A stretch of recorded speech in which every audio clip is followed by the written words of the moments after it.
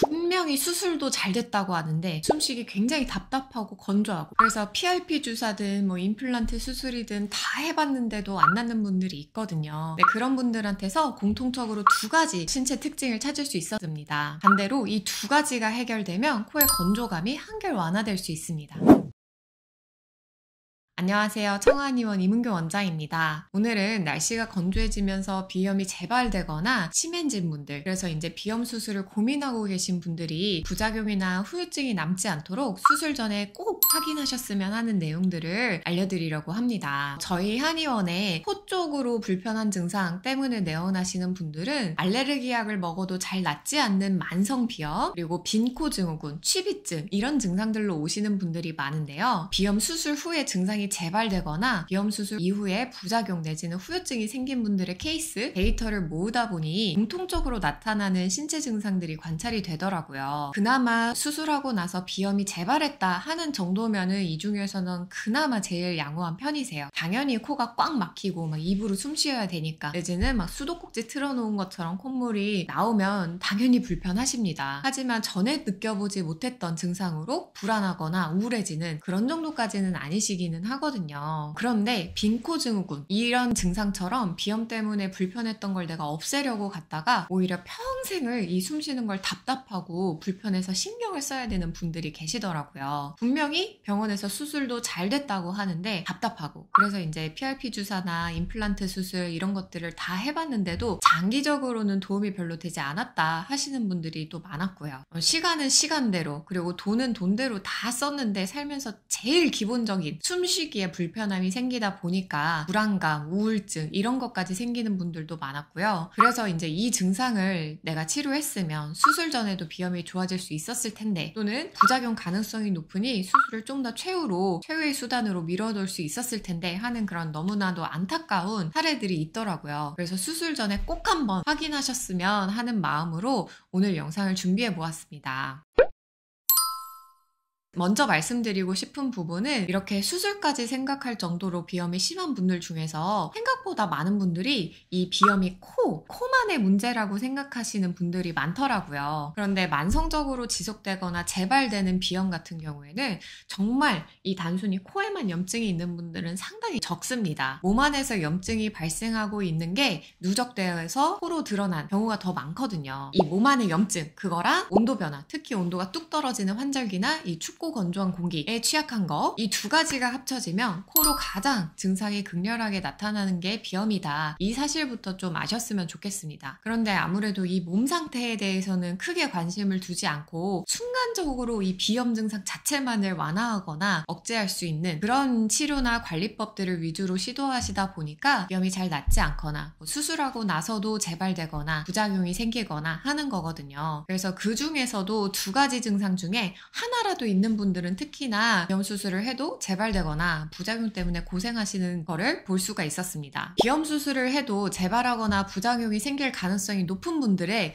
첫 번째 특징은 바로 자주 대변을 보거나 과민성 장 증후군 이런 증상이 있다는 점입니다. 그러니까 장이 굉장히 예민한 거죠. 변비보다는 자주 배탈이 나거나 설사를 하는, 그러니까 대변에 물기가 많은 분들입니다. 이런 분들은 두 가지 이유 때문에 비염이 발생하거나 이제 수술에도 재발되거나 부작용이 생길 수 있는데요. 하나는 염증의 뿌리 자체가 장 건강이 있기 때문입니다. 장 건강이 안 좋으면 면역력이 많이 떨어진다, 각종 알레르기나 염증이 생길 수 있다, 이런 거는 워낙에 연구 결과가 많이 나와 있어서 요즘은 많이들 아시더라고요. 만성 비염에 장이 안 좋은 분들도 장 때문에 몸에서 염증이 쌓이고 있는 게 문제거든요. 이 염증만 줄여줘도, 장만 건강하게 만들어줘도 코안 점막의 부기, 염증이 줄어들면서 저절로 숨길이 좀 더 트일 수 있는데, 불필요하게 이제 콧살을 제거하는 수술을 하게 되면 코가 더 건조해지는 거죠. 그리고 또 한 가지는 대변에 이렇게 물기가 많다는 것 자체가 장에서 수분을 이렇게 흡수해내지 못하고 자꾸 물을 잃어버리고 있다는 얘기입니다. 그러니까 이제 몸 전체적으로 점막이 건조해지기가 굉장히 쉬워요. 안구 건조증이 됐든 피부가 건조해서 아토피, 습진 이런 게 생길 수도 있고요. 당연히 코로도 더 건조해지기가 쉽습니다. 코가 건조해져서 막히고 답답했던 건데 콧살을 잘라갖고 더 뻥 뚫리고 건조하게 만들어버리니까 오히려 없던 불편함이 생기거나 비염이 재발하거나 안 낫는 거다, 이런 이렇게 보시면 됩니다. 이미 수술을 해서 부작용으로 비인코 증후군을 겪고 계시거나 비염 수술을 하고 나서도 효과가 없었던 분들 중에서 혹시나 이렇게 대변을 무르게 보거나 장이 예민한 분들은 꼭 장을 함께 치료하셔야 되는데요. 유산균이 부족한 경우도 있지만 유산균을 먹어도 장이 좋아지질 않거나 대변 상태만 좀 괜찮아지고 코의 증상이 낫지 않는 분들은 장의 운동성이나 다른 요인들이 안 낫고 있을 확률이 굉장히 높아요. 이런 분들은 한약 치료로 장을 규칙적으로 운동하고 장내에서 수분이 잘 흡수돼서 코로도 이제 건조증이 완화될 수 있게 만드는 그런 치료가 도움이 될 수 있습니다.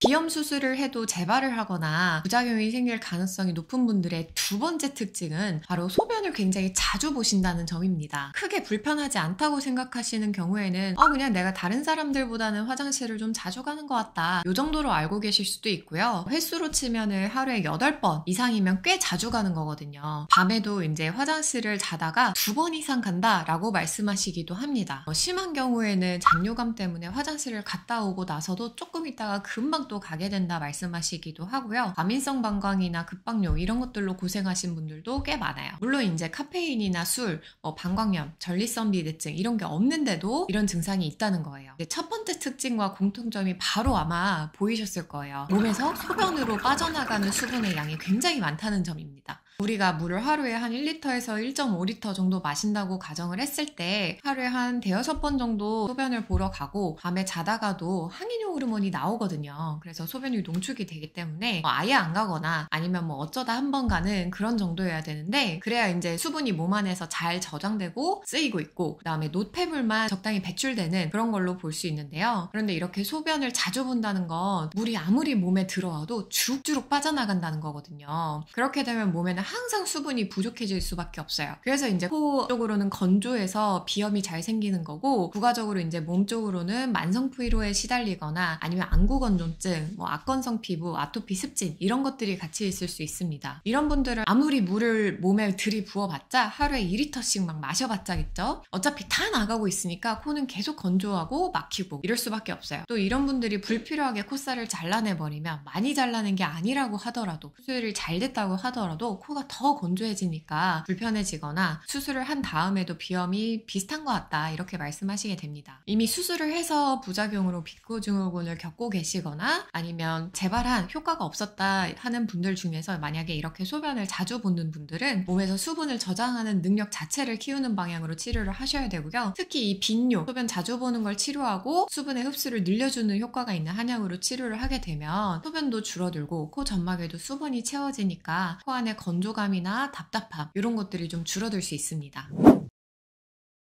오늘은 이렇게 비염 수술을 받아도 효과가 별로 없거나 부작용이 생길 가능성이 높은 분들, 부작용이 생긴 분들의 신체 증상 2가지를 알아보았는데요. 요약하자면 장이 예민해서 설사나 과민성 장 때문에 대변으로 수분이 많이 빠져나가는 분들, 그 다음에 2번째로는 소변을 자주 봐서 소변으로 수분이 많이 빠져나가는 분들이 이 부분을 해결해야 비염이 좋아지거나 수술 후에 만약에 고생하고 있다면 건조감이 완화될 수 있다. 이렇게 요약을 해볼 수 있을 것 같습니다. 오늘 영상이 도움이 되셨다면 구독과 좋아요 함께 눌러주시고요. 사랑하는 가족이나 친구들, 주변에 도움이 될 만한 분이 있다면 내용을 공유해 주셔도 좋겠습니다. 감사합니다.